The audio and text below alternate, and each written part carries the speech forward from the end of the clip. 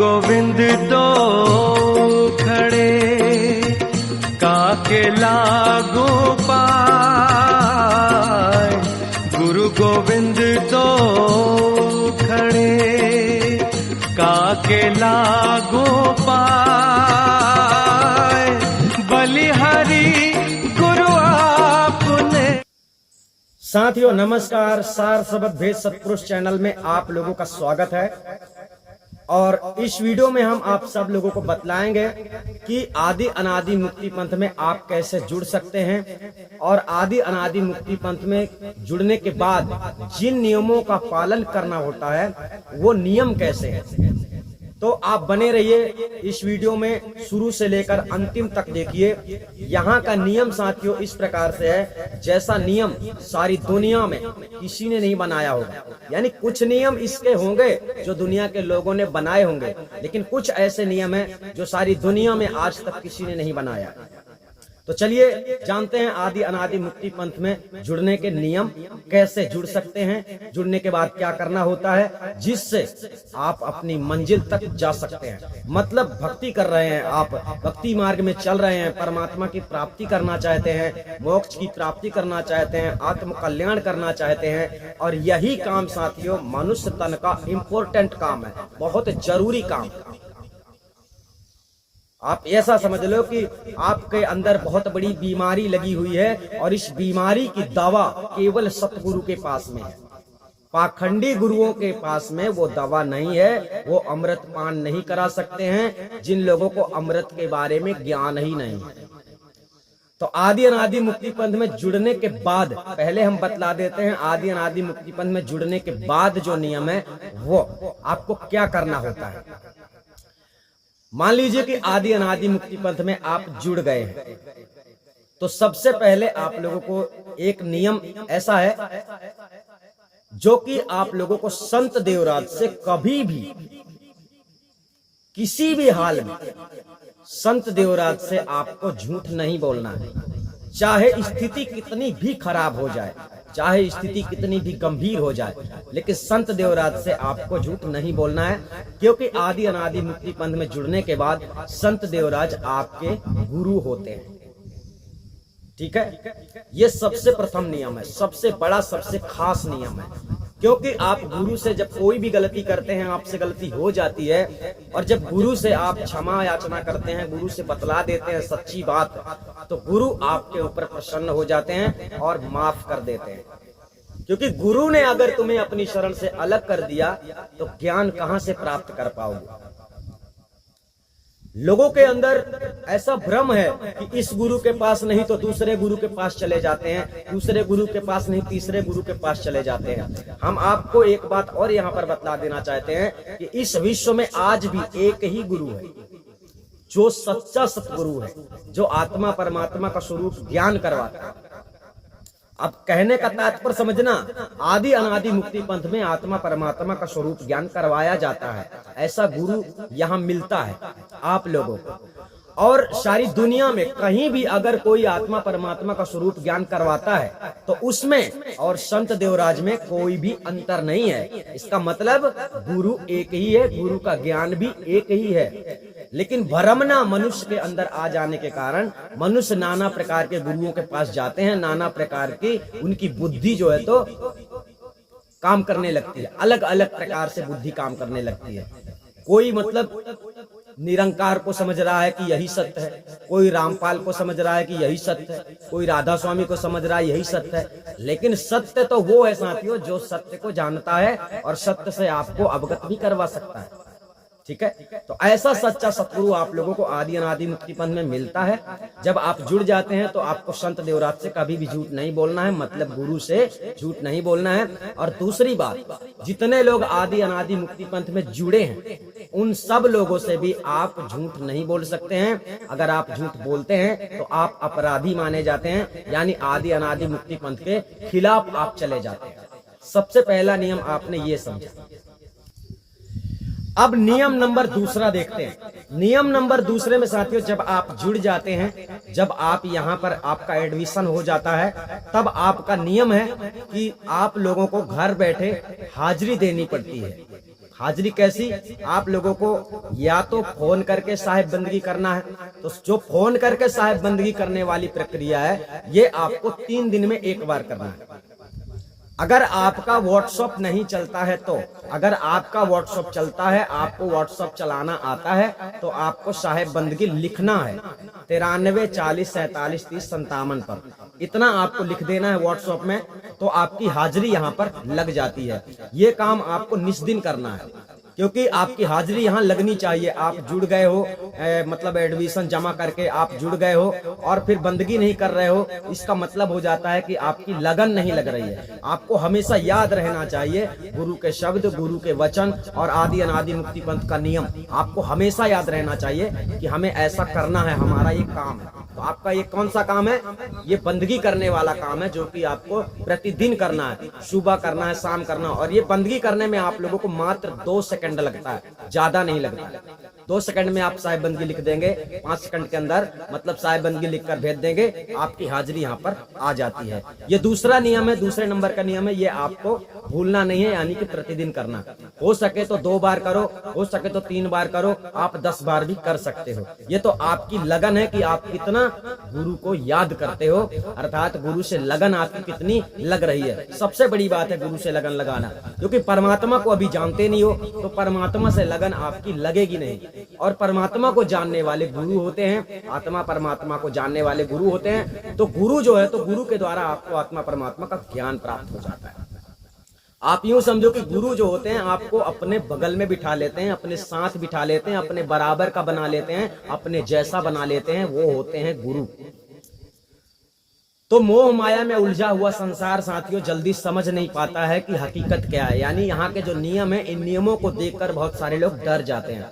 तो अगर आप डर जाएंगे तो फिर आपका कल्याण नहीं होगा, ठीक है ना। तो नियम नंबर 2 आपने समझा, बंदगी करनी है सुबह शाम जब भी आपको टाइम मिलता है, ठीक है।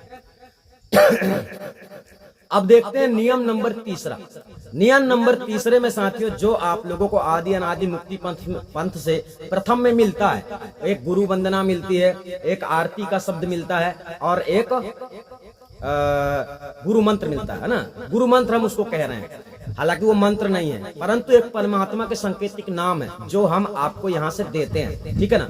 जो मंत्र आप लोगों को प्राप्त होते हैं उसका ऐसा जाप नहीं करना है कि आपको आसन लगा के बैठ के जाप करना है, ध्यान करना है, ऐसा कुछ भी नहीं करना है। आपको केवल जैसे बिस्तर से आप उठते हैं उसी समय, बिस्तर से उठते समय ही आपको गुरु की वंदना करना है, यानी एक बार गुरु का स्मरण करना है जो वंदना होती है। और आरती शब्द का मतलब केवल इतना है साथियों कि अपने जीवन की रहनी गहनी को सुधार लेना, उसे केवल समझना है, पढ़ना है और डेली समझना है, उसके सार को समझने का प्रयास करना है, ठीक है ना। और जो मंत्र होता है उसे आप किसी भी समय स्मरण कर सकते हैं, मतलब याद कर सकते हैं। जैसे आद नाम मदली नाम, इस प्रकार से जो मंत्र है किसी भी समय उसे याद कर सकते हैं। जब आप उसको याद करते हैं तो मतलब हो जाता है कि आप परमात्मा को याद कर रहे हैं, ठीक है। उसमें कोई पूजा पाठ दीपा बाती अगरबत्ती करने की आवश्यकता नहीं है। आपकी बहुत इच्छा है तो आप कर सकते हो, परंतु ऐसा करने का आदेश आदि अनादि मुक्ति पंथ से नहीं है कि आपको दीपा बाती करना है, ठीक है।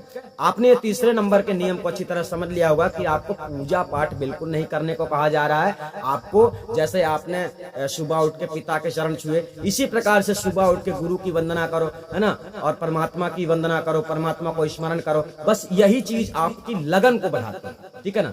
आपकी लगन लगी रहती है, एक याद बनी रहती है कि आज मैंने बंदगी नहीं की, आज मैंने गुरु को याद नहीं किया। कुछ ऐसी बात होनी चाहिए कि आपको हर पल याद रहना चाहिए कि हम गुरु की शरण में हैं, गुरु के वचन हैं, गुरु ने ऐसा नियम दिया है, हमें उसका पालन करना है, ये सब याद रहना चाहिए, ठीक है ना।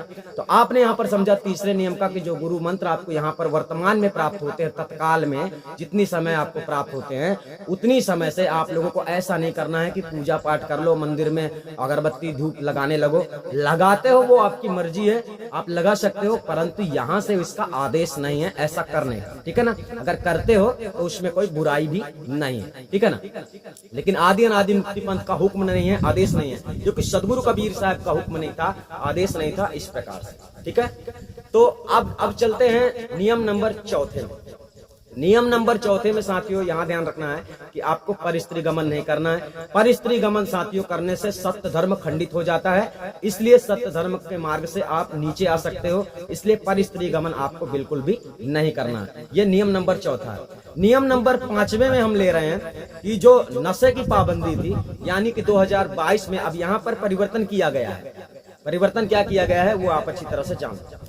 पहले जो है तो 2022 में मांस मदिरा का सेवन करने के लिए मना किया गया था, लेकिन वर्तमान के इस नियम में, इस वीडियो के नियम में संत देवराज ने कल की वीडियो में बताया था कि आप मांस मदिरा का सेवन कर सकते हो, लेकिन जगत प्रेमी चंद्रदेव से पूछ लेना पहले कैसे करना है सेवन, उसका नियम कानून क्या है, जिससे आप मांस मदिरा सेवन करो भी तो भी आपको दोष ना लगे। क्या ना लगे? दोष। आप जब दुष्कर्म करते हैं तभी आपके ऊपर दोष लगते हैं। तो आपको ऐसा नियम बताया जाएगा कि आप मांस मदिरा का सेवन भी कर पाओगे और भक्ति भी करते रहोगे। तो यहाँ पर ध्यान रखने का विषय ये है कि जो लोग मांस मदिरा का सेवन पहले से नहीं कर रहे हैं, उन्हें आज भी करने का आदेश नहीं है। ऐसा नहीं कि किसी को छूट मिल जाए तो वो भी पीना खाना शुरू कर दे, बिल्कुल नहीं। जो लोग पहले से इन चीजों से निवृत्त हैं, वो ऐसे लोग बिल्कुल भी इन चीजों में ध्यान नहीं देंगे। लेकिन जो लोग पहले से इन चीजों में रत हैं, यानी कि आदत पड़ी हुई है मांस मदिरा का सेवन करने की, बीड़ी तंबाकू सिगरेट आदि गांजा चिलम पीने की, जो लोग पहले से ऐसा कर रहे हैं, उन लोगों को नियम बतलाया जाएगा, समझाया जाएगा कि तुम कैसे इसका इस्तेमाल कर सकते हो और जुड़ सकते हो, भक्ति भी कर सकते हो, जीवन का कल्याण भी करने के लिए आपको मौका मिल सकता है। अब आपको ऐसा लगता होगा कि हम नशे से सबको मुक्त क्यों कर रहे हैं, यानी नशा के बंधन से सबको मुक्त क्यों कर रहे हैं? क्योंकि साथियों इस संसार में 85% लोग नशे से प्रेरित हैं। मतलब हर किसी को कोई ना कोई नशा का लत लगा हुआ है, और सबसे ज्यादा बड़ी लत जो है वो शराब की। अब विश्व में शराब सब कोई, यानी कि शराब जहां देखो तहां शराब, यानी शराब एक ऐसी चीज है कि लोग शराब की वजह से मांस का भी सेवन करना शुरू कर चुके हैं। तो ऐसे लोगों के अंदर, जो लोग यूज कर रहे हैं, अगर ऐसे लोगों के अंदर भक्ति करने की इच्छा होती है तो ऐसे लोग भक्ति कभी नहीं कर पाएंगे। क्यों? क्योंकि कोई भी साधु संत महात्मा इस प्रकार का आदेश नियम नहीं देता है। लेकिन हम जगत प्रेमी चंद्रदेव हैं और हम सबका कल्याण चाहते हैं। हम चाहते हैं कि आप सबको भक्ति करने का अवसर मिलना चाहिए। परंतु बात यहाँ ऐसी रुक जाती है कि सभी साधु संत समाज जो है संसार में ऐसा कहते हैं कि मांस खाने से पाप लगता है, दोष लगता है, शराब पीने से दोष लगता है, भक्ति खंडित हो जाती है। तो साथियों भक्ति वक्ति खंडित कभी नहीं होती है। भक्ति प्रेम है और प्रेम कभी ना टूटने वाला प्रेम होता है, परंतु प्रेम सच्चा होना चाहिए। सबसे पहले आपको ये समझना है। और रही बात जड़ प्रकृति की, ये जो मांस मदिरा का सेवन होता है, मांस का सेवन होता है, मदिरा का सेवन होता है, तो ये जड़ भौतिक पदार्थ माने जाते हैं। बट इनको अच्छी तरह से समझना है, इसके भी नियम कानून होते हैं और उस नियम कानून से उसे इस्तेमाल करने से उससे कोई दोष नहीं लगता। मतलब आपको कोई दोष नहीं लगेगा, आप भक्ति भी कर पाएंगे और उस नियम से आप सेवन करेंगे उन चीजों का। मान लीजिए कि आपको शराब की लत लगी है, मांस खाते हो, मुर्गा खाते हो, ऐसा कुछ करते हो, तो उसका एक ऐसा नियम संविधान बनाया जाएगा कि आपको किसी भी प्रकार से दोष ना लगे और आप खा भी सकते हो। यानी आदत तो बुरी लगी हुई है, अब भक्ति करने की इच्छा हो रही है, लेकिन साधु संत महात्मा इस संसार में नियम में आपको बांध के रखे हैं कि ऐसा बिल्कुल नहीं करना। तो बताओ 80 से 85% लोग क्या करेंगे? मतलब भक्ति नहीं कर पाएंगे, भक्ति का दरवाजा इनके लिए बंद है। तो इसलिए जगत प्रेमी चंद्रदेव जो जगत से प्रेम रखते हैं, इसी कारण से यहाँ पर हमारा नियम, ये संत देवराज का नियम नहीं, ये संत देवराज से हमने अप्लाई किया था कि ऐसा होना चाहिए, सबके लिए रास्ता खुलना चाहिए, है ना। तो रास्ता इस प्रकार से खोला गया है कि नशे से किसी भी प्रकार का बंधन आप लोगों को नहीं रखा गया है। आप नशे के बंधन से आजाद हैं। तंबाकू खाते हैं, खाइए। अगर कोई तकलीफ है तो वो आपको आपके शारीरिक तकलीफ पीड़ा आपको पहुंचा सकती है, और कोई भी नशा आप करते हैं शारीरिक पीड़ा तकलीफ आपको हो सकती है। इसके बारे में फिर आप गुरुजी से कुछ मत कहना कि गुरुजी हमको कैंसर हो गया, फलाना हो गया, ढिमका हो गया। ये सब आप लोगों को सोचना है। गुरु का काम है आत्मज्ञान करवाना, तो गुरु आत्मज्ञान करवाएंगे, परमात्मा का स्वरूप ज्ञान करवाएंगे। उसके लिए नियमों का पालन करना होगा, ठीक है ना। तो चलिए यहाँ पर नशे के बारे में आपने समझ लिया कि नशा कोई भी आप करते हैं, कैसा भी करते हैं। हाँ, एक बात और ध्यान रखना कि जो लोग पहले से नशा कर रहे हैं उनके लिए नियम लगाया गया है, उनके लिए नियम दिया जाएगा और उसके बारे में अच्छी तरह से डिटेल देनी पड़ेगी कि हम 1 महीने में कितना शराब, मांस, मदिरा का सेवन कर लेते हैं या बीड़ी गुटखा जो भी है। तो आप जो नशा करते हैं तो कितना करते हैं ये समझाया जाएगा, आपको बताया जाएगा कि कितना करना है, कैसे करना है, उसका नियम तरीका दिया जाएगा। ठीक है ना।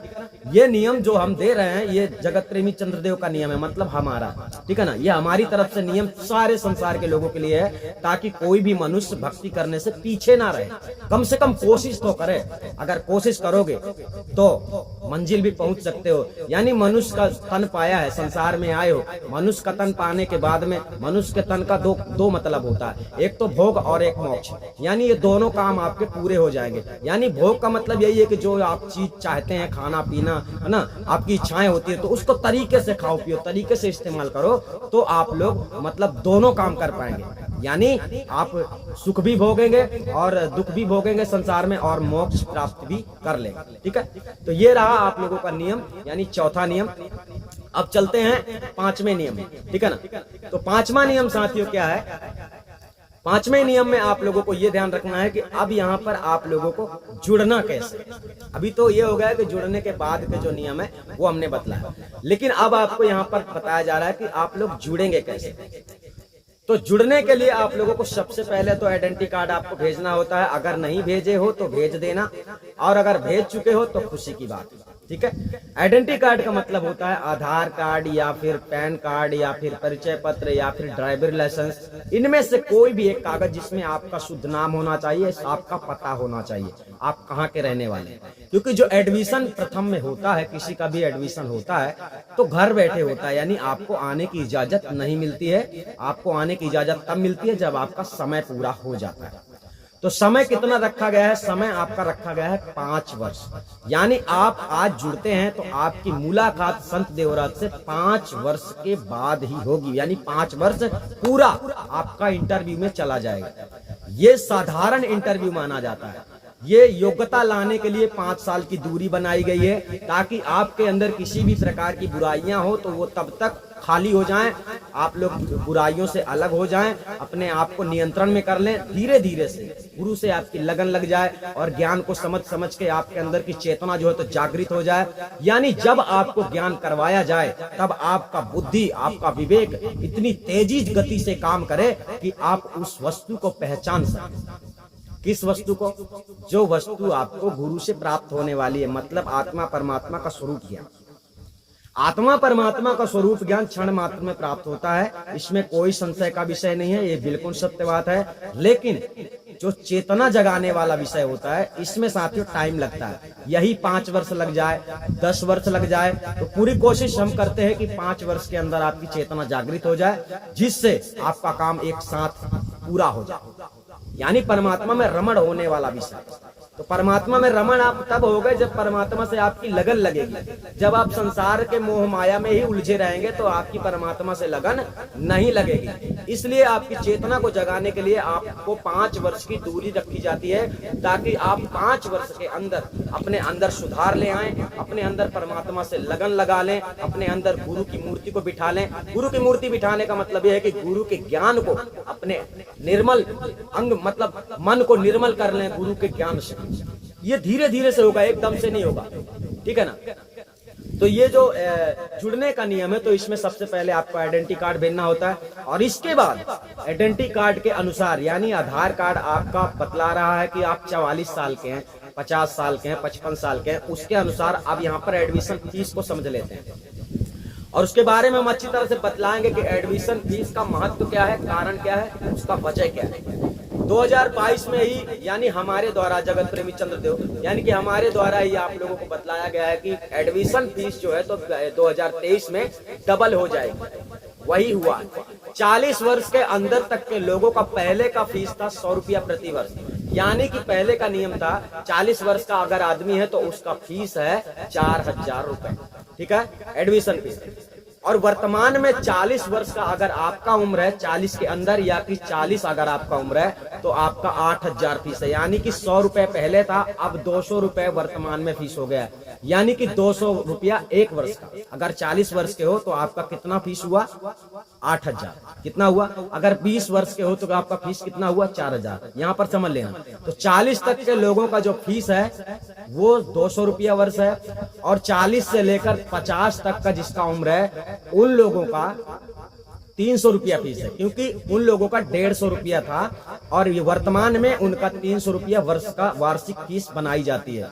तो 300 रुपया वर्ष के हिसाब से 50 वर्ष का कितना होता है वो आपको जोड़ लेना है और समझ लेना है कि हमारा कितना फीस होता है। और 50 से ऊपर जितने भी लोग हैं उन लोगों का, सब लोगों का फीस पहले था 200 रुपया, लेकिन वर्तमान में उनका फीस बढ़ के आ गया है 400 रुपया एक वर्ष का। यानी आप यूं समझ लो कि अगर आपकी उम्र 60 साल है, आप यूं समझ लो कि आपकी उम्र 60 साल है, तो आपकी फीस कितनी होती है? आपकी फीस होती है 4 दहम 40, यानी 4 छंग 24। आपका एडमिशन फीस है 24, यानी कि 24,000 रुपए आपकी एडमिशन फीस है। अब यहाँ पर आपने समझ लिया कि एडमिशन फीस जो बढ़ाई गई है वो किस प्रकार से। अब ये भी समझ लेना है आप लोगों को कि एडमिशन फीस आप किस प्रकार से देते हैं, ठीक है ना। तो एडमिशन फीस आप लोगों की जो बढ़ गई है, तो ये कोई जरूरी नहीं है कि आप लोगों को एक बार में ही फीस करना है। जिसके पास है वो एक बार में ही पूरी फीस जमा कर सकता है, जिसके पास नहीं है वो उसके 3 भाग में, मतलब तीसरे हिस्से का, मान लीजिए कि आपका 4,000 हो गया, आप गरीब हैं, ठीक है ना। तो आप मान लीजिए कि अगर आपकी उम्र 20 वर्ष है तो आपका एडमिशन फीस होगा 4,000, तो उसको आप 3 भागों में बांट सकते हैं। कितना? 3 भागों में। 3 भागों में बांटोगे तो पहला जो 3 भाग होता है, तो 3 भाग का पहला हिस्सा आप लोगों को जमा करके एडमिशन प्राप्त कर सकते हैं आप, और इसके बाद आप क्रमशः धीरे धीरे उसे पूरा कर सकते हैं। 3 भागों में बांटकर पहला हिस्सा आपको जमा कर देना है और दूसरा तीसरा ये आपको बाद में कर देना है। यानी कि 5 वर्ष का जो टाइम लगता है उस 5 वर्ष के अंदर आपको एडमिशन फीस पूरा कर देना है। ये तो हो गई जुड़ने वाला विषय। चलिए ये एडमिशन फीस की बात हम यहीं पर छोड़ देते हैं। एडमिशन फीस को आप लोग अच्छी तरह से समझ गए होंगे। एडमिशन फीस जमा करते हैं जब, तभी आपका यहाँ पर नाम इंटर किया जाता है, लिस्ट में लिया जाता है। अब आगे की सेवा हम बतला रहे हैं। जो लोग नौकरी कर रहे हैं, जो लोग सर्विस कर रहे हैं, जिनके पास ड्यूटी है, जो लोग पैसे कमा रहे हैं, उन लोगों को प्रति महीने, एक महीने में जो पहले का नियम था, एक महीने में 1 दिन की सेवा, यानी कि आप 30 दिन ड्यूटी करते हैं तो 30 दिन की ड्यूटी में से 1 दिन की सेवा आप लोगों को आदि अनादि मुक्ति पंथ में हर महीने भेजनी पड़ती है। यानी कि उसी खाते में, जिस खाते में आपको प्रथम सेवा करनी होती है, यानी कि 93 40 47 30 57, ठीक है ना। आपको बताया जाएगा किसमें एडमिशन फीस आपको जमा करना है। तो इस प्रकार से आपने नियम यहाँ पे समझा कि अगर आपके पास सर्विस है तो आपको आगे भी सेवा करनी पड़ेगी। मान लीजिए कि आज आप जुड़ गए हैं, आपने पूरी एडमिशन फीस आज ही जमा कर दी है, तो आपको अगले महीने में जो भी आपने कमाया होगा 1 महीने में, तो उसकी 1 दिन की फीस आप लोगों को, 1 दिन की सेवा, यानी 1 दिन की मजदूरी समझ लो, 1 दिन का सर्विस समझ लो। अगर बिजनेस करते हो तो 1 दिन का बिजनेस का जो फायदा होता है, मुनाफा होता है, वो आपको 1 दिन का गुरु की शरण में अर्पण करना है, यानी 29 दिन का आपके लिए और 1 दिन का। इसका कारण यह है साथियों कि आपके अंदर कहीं लालच ना आ जाए, आपकी गुरु से लगन लगी रहे। दुनिया से लगन लगे ना लगे, लेकिन गुरु से लगन लगी रहे, इसके लिए आप लोगों को ऐसा नियम दिया जा रहा है कि सर्विस करने वाले सभी लोगों को, जो पैसे कमा रहे हैं, जो लोग पैसे नहीं कमा रहे हैं, उनको अपने एडमिशन फीस का बंदोबस्त करना बहुत जरूरी है। चाहे आप मेहनत करो, चाहे कुछ भी करो, यानी चोरी वोरी नहीं करना आप लोगों को, यानी काम करना है, मजदूरी करना है, किसी से किसी भी प्रकार से आपको उसका जुगाड़ करके आपको जमा करना है, ठीक है ना। लेकिन किसी भी प्रकार का मतलब हमने कह दिया तो ये मत समझ लेना कि आपको चोरी करना है। आप किसी से कर्ज भी ले सकते हैं, कर्ज लेकर जुड़ सकते हैं और इसके बाद में धीरे धीरे उसे आप दे सकते हैं। तो ये रही बात एडमिशन से संबंधित, यानी कि जो फीस वर्तमान में बढ़ाई गई है, वर्तमान में डबल हो गई है। और जो लोग पहले जुड़ गए हैं 2022 में, उन लोगों के लिए आसान था, यानी कि इतना फीस उन लोगों को जमा नहीं करना पड़ रहा, नहीं करना पड़ा। लेकिन अभी जो जुड़ेंगे उन लोगों के लिए एडमिशन फीस बढ़ चुकी है। तो ये एडमिशन फीस आप लोग कैसे जमा करेंगे, तो इसके लिए आप स्क्रीन पे देखिए जो नंबर आ रहा है, इसी नंबर पे आप लोगों को यानी कि सेवा करनी है। जो भी एडमिशन फीस आप लोगों को जमा करना होता है, हमेशा के लिए आपको इसी नंबर पे सेवा करनी होती है।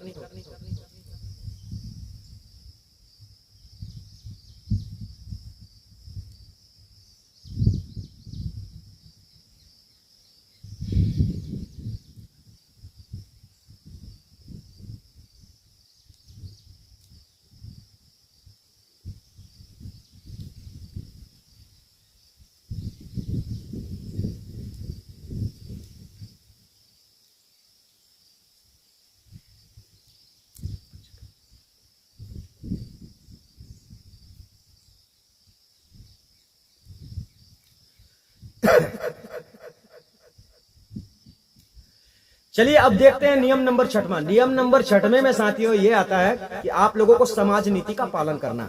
समाज नीति का पालन आप कैसे करेंगे और समाज नीति में किस प्रकार के ऐसे कारनामे सामने आ जाते हैं कि आपका करने का दिल नहीं करता और आप नहीं करते हो तो लोग आपसे नाराज हो जाते हैं। तो ऐसी अवस्था में साथियों समाज नीति का आप लोगों को पालन करना, यानी कोई मर गया है तो उसके यहाँ जाना भी है, कोई आपको बुला रहा है निमंत्रण में तो आपको जाना है, कोई भंडारा कर रहा है, यानी कि आप कहीं भी जा सकते हैं, पूरी तरह से आप आजाद हैं। आप मंदिर जा सकते हैं, तीर्थ स्थलों में जा सकते हैं, जहां आपकी इच्छा घूमने के लिए हो रही है तो आप जा सकते हैं। यानी कोई लोग कहते हैं चलो हमारे साथ, आप भी चलो, आप भी चलो, आपका मन नहीं हो रहा है तो आपका मन नहीं हो रहा है, आप नहीं जा रहे हैं, लोगों को बुरा लग रहा है। इस प्रकार से समाज में प्रेम पाने के लिए, समाज के लोगों को अपनाने के लिए, यानी कि समाज के लोग आपको बुरा ना समझें, इस प्रकार से समाज के समस्त नियमों का पालन आपको करना।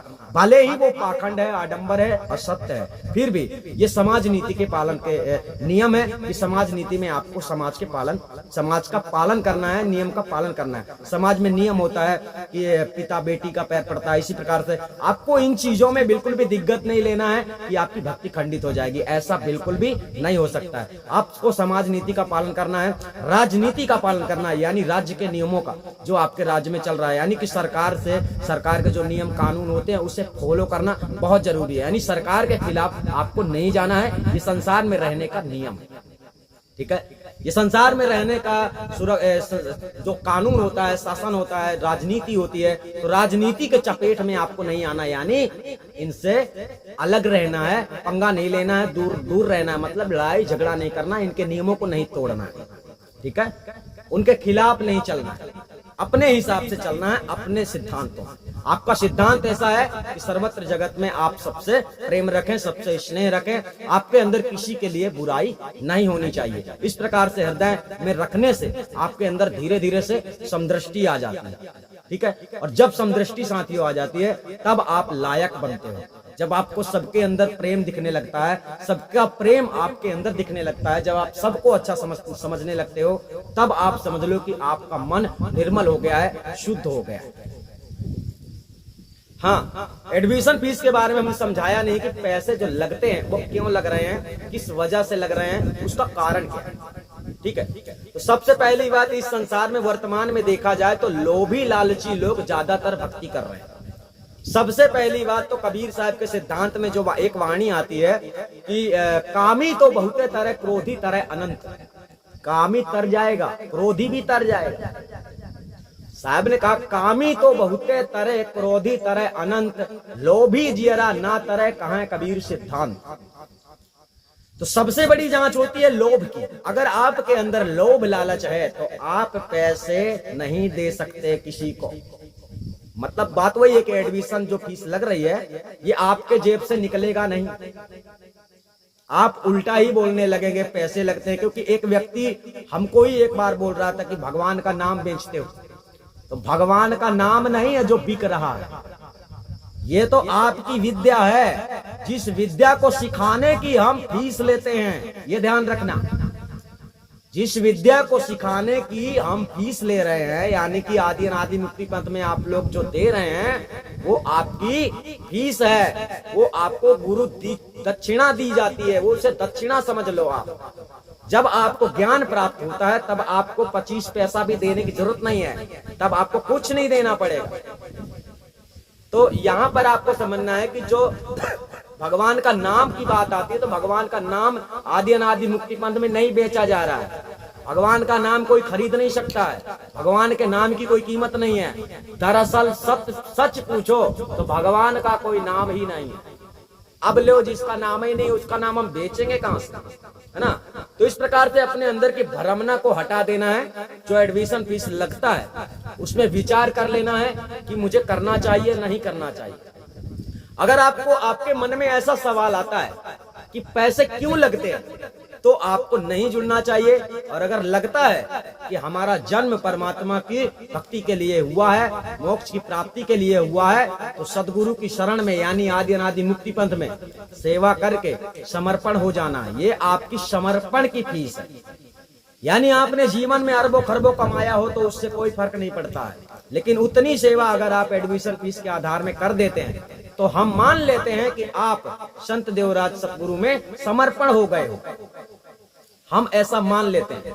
समर्पण तो वो होता है कि सब कुछ गुरु को अर्पण कर दो। तो ऐसा तो आजकल करने वाले लोग हैं नहीं संसार में, बोलने वाले हैं हमने समर्पण कर दिया। समर्पण क्या कर दिया, उसका भी प्रूफ होना चाहिए। तो एक छोटा सा प्रमाण मिल जाता है कि तुमने पूरा जीवन समर्पण कर दिया। इसीलिए आदि अनादि मुक्ति पंथ में आपका प्रथम जन्म से आयु पूरी की पूरी आयु की फीस लगती है, तब माना जाता है समर्पण, पूर्ण समर्पण, जीवन समर्पण। आप कहीं भी भटक रहे हो, कहीं से भटक के यहाँ आते हो आदि अनादि मुक्ति पंथ में, तो आदि अनादि मुक्ति पंथ में तुम्हारी कमियों को नहीं ढूंढा जाता है, तुम्हारे अंदर ये देखा जाता है कि तुम्हारे अंदर संघर्ष करने की शक्ति है या नहीं, आगे बढ़ने की क्षमता है या नहीं, तुम डर जाते हो या मोह माया में उलझ जाते हो या फिर हिम्मत करते हो, ये देखा जाता है।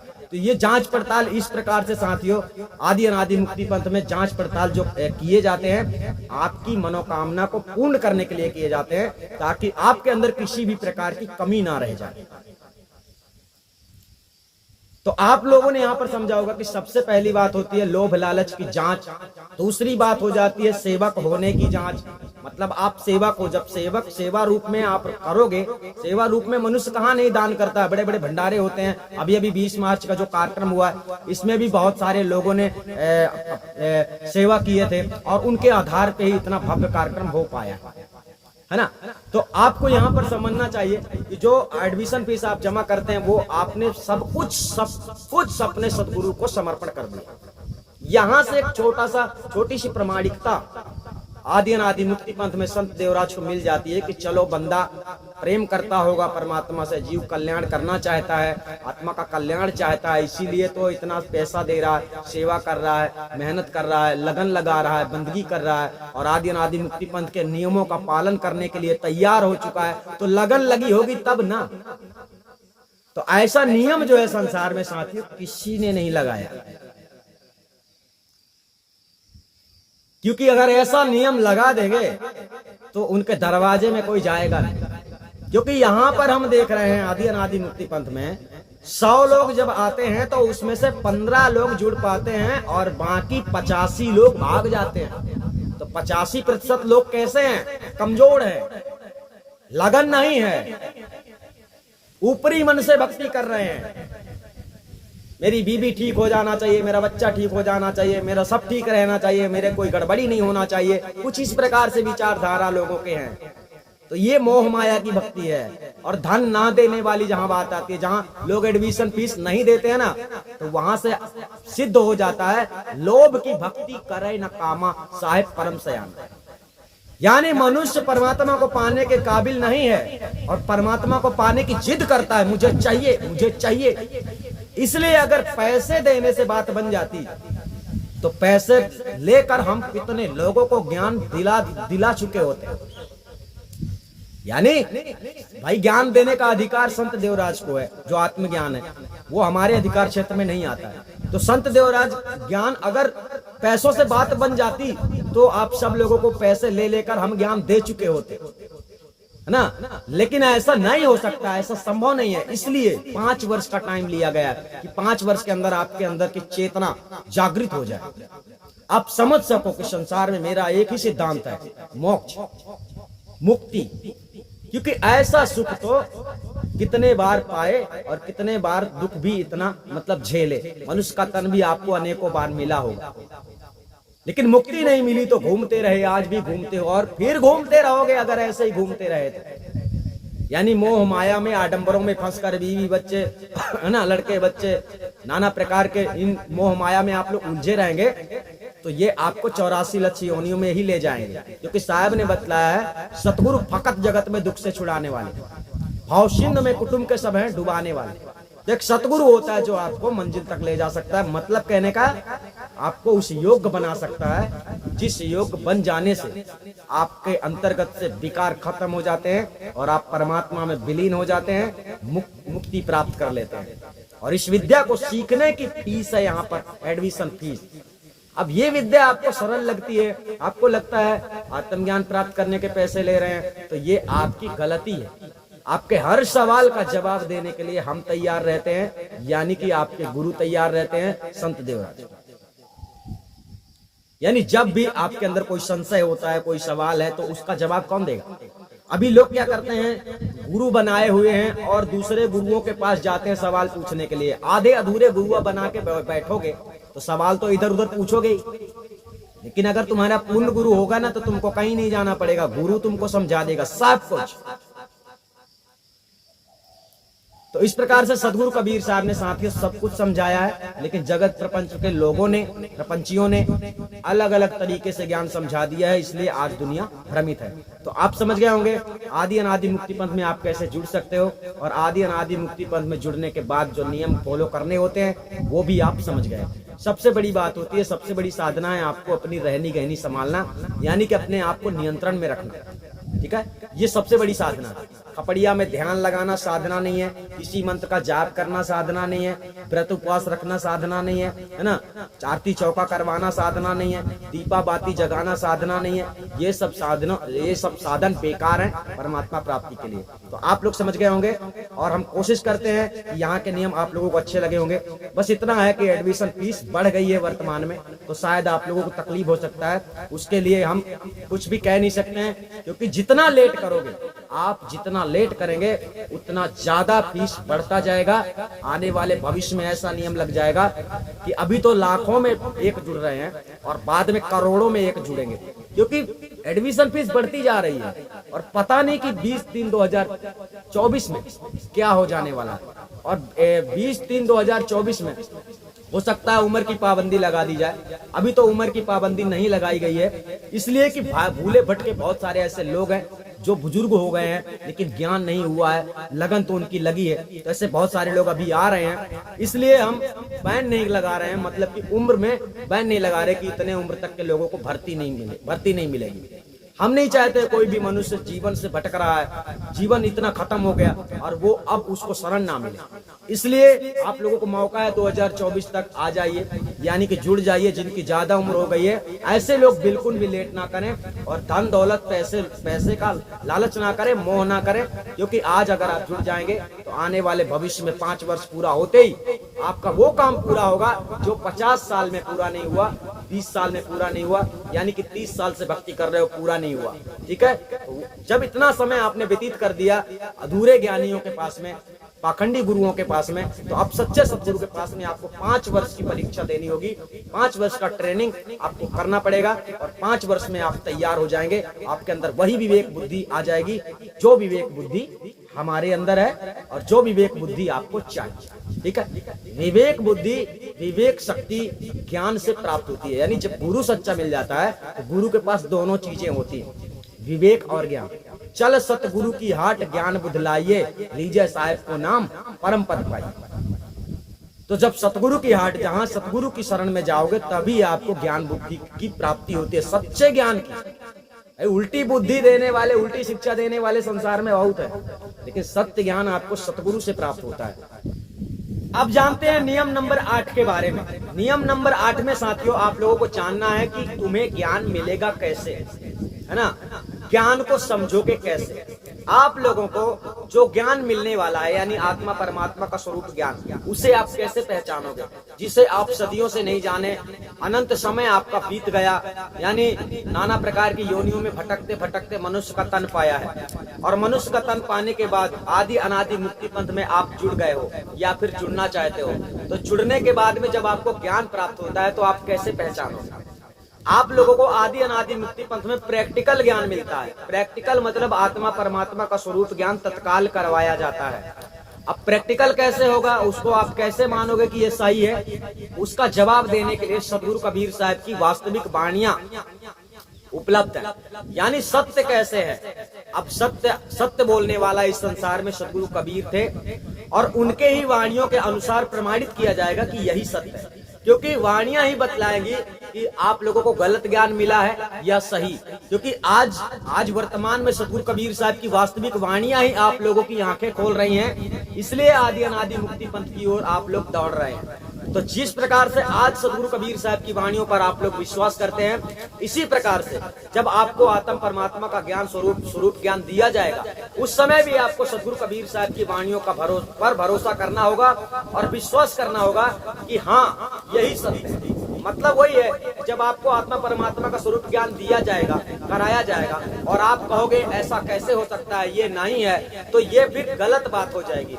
यानी सदगुरु कबीर साहब की वाणियों को आप स्वीकार नहीं करेंगे, मानेंगे नहीं, तो फिर आपको हम अलग से कौन सी बात समझा सकते हैं, यानी नहीं समझा सकते हैं। तो यहाँ पर वही बतलाया जाता है कि जब आपको आत्मज्ञान की प्राप्ति होती है, यानी 5 वर्ष के बाद जब आपको आत्मज्ञान की प्राप्ति करने का समय आ जाएगा, तब आप लोगों का इंटरव्यू अलग से होगा।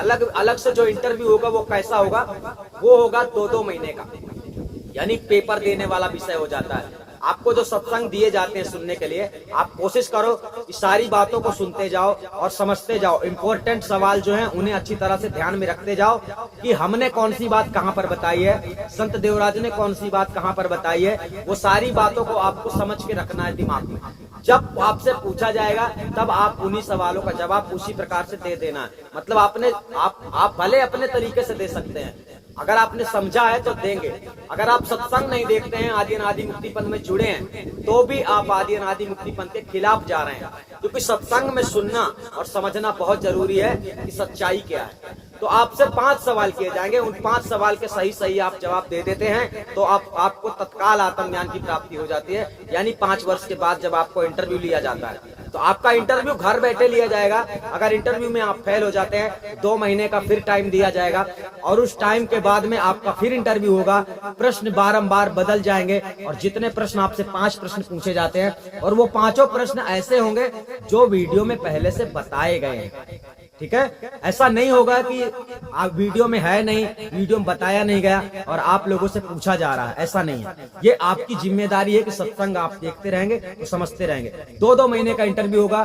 2 महीने का समय इसलिए दिया जाता है कि अगर आपने कोई प्रश्न का उत्तर नहीं दे पाए तो हो सकता है आपने कोई वीडियो ना देखा हो। इसका कारण है साथियों कि बहुत सारी बातें खोल दी गई हैं, परंतु कौन सी बात किस वीडियो में है ये गारंटी नहीं है। यानी कि एक वीडियो किसी भी प्रश्न के ऊपर चलता है तो उसके अंदर काफी सारे ऐसा प्रश्नों के उत्तर मिल जाते हैं, यानी एक ही वीडियो में नाना प्रकार के। और वैसे विश्व गुरु का ज्ञान विश्व शांति अभियान चैनल आप जब देखेंगे तो आपको एक तरफ से सब कुछ समझ में आ जाएगा। यानी हम जो भी पूछने वाले हैं, जो भी आपका इंटरव्यू में पूछा जाएगा, आप उनका जवाब आसानी से दे सकेंगे। अगर आप विश्व गुरु का ज्ञान विश्व शांति अभियान चैनल में अगर आप वीडियो देखते हैं तो आपके पास 3 चैनल हैं वीडियो देखने के लिए। तीनों को लगातार आप देखिए, क्योंकि जीवन का कल्याण करना है तो परिश्रम करना जरूरी है।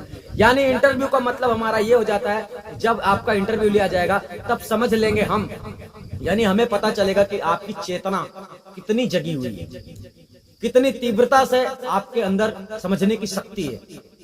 क्योंकि समझने की शक्ति जितनी तीव्र होगी, उतना जल्दी आप परमात्मा सत्ता के ज्ञान को पहचान पाएंगे, परमात्मा स्वरूप को पहचान पाएंगे, आत्म स्वरूप को पहचान पाएंगे। अगर विवेक शक्ति आपकी कमजोर है तो फिर साथियों हम जो बोल रहे हैं ना वो भी आप लोगों को गलत लगेगा। तो जो ज्ञान प्राप्त होने वाला है वो 5 वर्ष तक तो बैन है पूरी तरह से। और हाँ, एक बात और है कि जिन लोगों की ज्यादा उम्र हो गई है वे लोग ऐसा नहीं सोचेंगे कि हमको 5 वर्ष के बाद ही ज्ञान मिलेगा।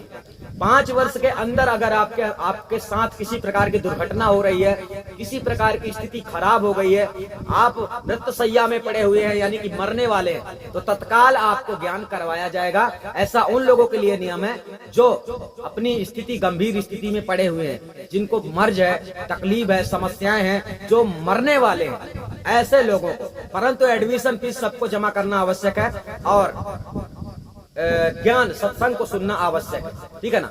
उन लोगों के लिए है जो बहुत ही ज्यादा उम्र हो गई है, मरने की कतार में खड़े हैं, उन्हें भी अभी मौका है। लेकिन उनके लिए अगर आप सेफ हैं, सब कुछ ठीक है, तो आप लोगों को भी 5 वर्ष का इंतजार करना पड़ेगा।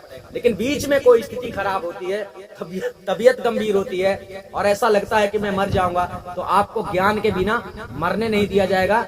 ऐसी व्यवस्था की जाएगी कि आपको घर बैठे तत्काल आपको ज्ञान करवाया जाए। यानी ये उन लोगों के लिए है जो ज्यादा उम्र के लोग हो गए। और जितने लोग ज्यादा उम्र के हैं ऐसे लोग जल्दी जुड़ जाए तो ज्यादा अच्छा है, क्योंकि आने वाले भविष्य में पता नहीं कैसा नियम चेंज होने वाला है। यानी लोग इतने में ही डर रहे हैं तो आगे क्यों नहीं डरेंगे, क्योंकि वर्तमान में आदि अनादि मुक्ति पंथ का जो नियम है वो फीस जो है तो डबल कर दी गई है, और फिर कहीं अगले वर्ष में फिर ना हो जाए कहीं डबल, और अगर अब डबल हो गई तो लोगों की हिम्मत टूट जाएगी। तो इसलिए हम कोशिश करते हैं कि आप लोग जितने मतलब ज्यादा उम्र के लोग हैं तो ज्यादा इंतजार मत करें, दाएं बाएं मत जाएं, पैसे का मोह मत करें, लोभ लालच मत करें। सारी जिंदगी में आपने जो खोया है पाया है वो तो है ही है, लेकिन इतनी मेहनत कर लेंगे तो आपको मंजिल मिल सकती है। ठीक है, तो आप लोग समझ गए होंगे कि ज्ञान कैसे मिलने वाला है। ये ज्ञान की आखिरी सीढ़ी। ज्ञान को समझने के लिए कबीर साहब की वाणियों को प्रमाणित किया जाएगा। आपको ध्यान नहीं करने की जरूरत है, कोई जप तप नहीं करने की जरूरत है, और कोई आडंबर करने की आपको आवश्यकता नहीं है। आत्म स्वरूप ज्ञान को प्राप्त कर लेने के बाद में आपका आत्म स्वरूप का जो स्थिति है वो स्थिति आपको साथियों परमात्मा में बनानी है। यानी आप अभी वर्तमान में माया में स्थित हो, संसार में स्थित हो, नश्वर संसार में समाये हुए हो, आपको परमात्मा में समा जाना है। तो ऐसी कला ऐसी विद्या सीखने के लिए समय लगता है। कोई विद्या एक दिन में तत्काल में सीखी नहीं जा सकती है, उसके लिए टाइम लगता है। तो मुक्ति की कला को समझने के लिए, मुक्ति के भेद को समझने के लिए आदि अनादि मुक्ति पथ में आपको जुड़ना है, और जुड़ने के बाद में ये सारी प्रक्रियाएं आपके साथ होती हैं। यानी ज्ञान की प्राप्ति जहां से हो जाती है, आत्मज्ञान की प्राप्ति, वहां से सारा खेल आपका खत्म हो जाता है। तो आप समझ गए होंगे कि आदि अनादि मुक्ति पथ में जुड़ने के नियम कानून क्या है और संविधान क्या है। अर्थात आप लोगों को अच्छी तरह समझना है, बार बार सुन के समझ लेना। अगर आपको अभी भी समझ में नहीं आया है तो आपको एक बार और देख लेना चाहिए और समझ लेना चाहिए। और अगर आपके अंदर लोभ लालच है, इस संसार में लगन लग रही है, तो आपको परमात्मा की भक्ति का त्याग कर देना चाहिए। क्योंकि परमात्मा की भक्ति करने के लिए, परमात्मा को पाने के लिए, मोक्ष पाने के लिए सबसे बड़ी बात है अटल सिद्धांत। आपका अटल सिद्धांत होना चाहिए, और किसी भी प्रकार से आपके अंदर कमजोरी नहीं होना चाहिए। कमजोरी का मतलब ये है डर नहीं होना चाहिए, करने का हौसला रखना चाहिए। जब करने का हौसला रखोगे तो करोगे। तो आप लोग समझ गए होंगे। हम आपसे फिर मिलेंगे, तब तक के लिए धन्यवाद।